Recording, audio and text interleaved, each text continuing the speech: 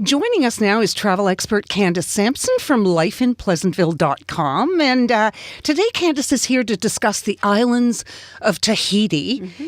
And two words you never thought you'd hear with it, budget and families. Yes. Welcome. Hi, how are you? On this auspicious day. Oh, yes.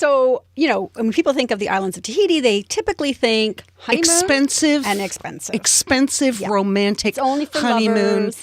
Yes, and sort of trip of a lifetime. Yeah, and that's absolutely, well, it is a trip of a lifetime. Let's not, it definitely is, but it can be done on a budget and is a great, great trip for families. So really? I just got back from, I was there with my two daughters in the beginning of January.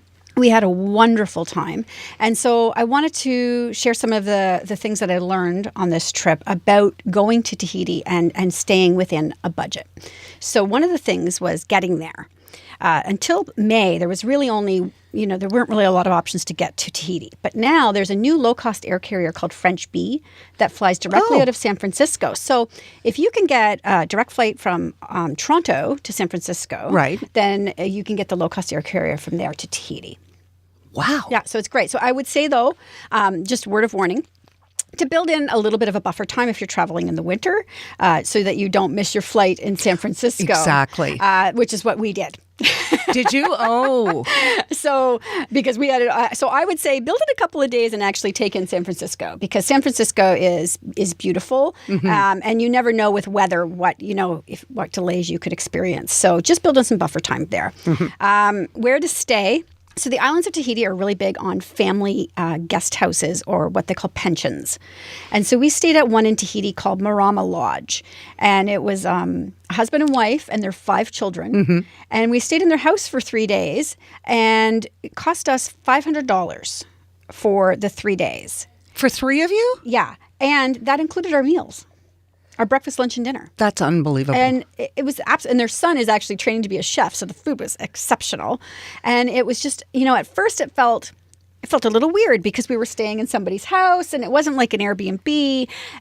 But by the time we left, I felt like we'd really made some great friends because we got to know them. Yeah, and so you get to know a little bit of the culture and you feel like you're part of, it's not just you as a tourist. Exactly. And then another place we stayed in Maria was the Lina Riva Resort. And these are just little cottages that sit overlooking the water and they have kitchens. So you can actually make your own meals as opposed to going out all the time. I mean, and if you want, they have a restaurant on site, but, stock your kitchen. They have bikes there that you can grab for free. You can take a ride down to the market and get what you need and cook while you're there. So that's a great way to save money. And then in Taha, we stayed at the Fair Pia Iti, which is a 6-bungalow resort. Ooh. And it was sort of mid-range in pricing, but absolutely stunning. And they have a boat that takes you out to one of the most beautiful coral gardens I have ever seen in my life. Absolutely breathtaking. So it's sort of one of those things you don't want to miss.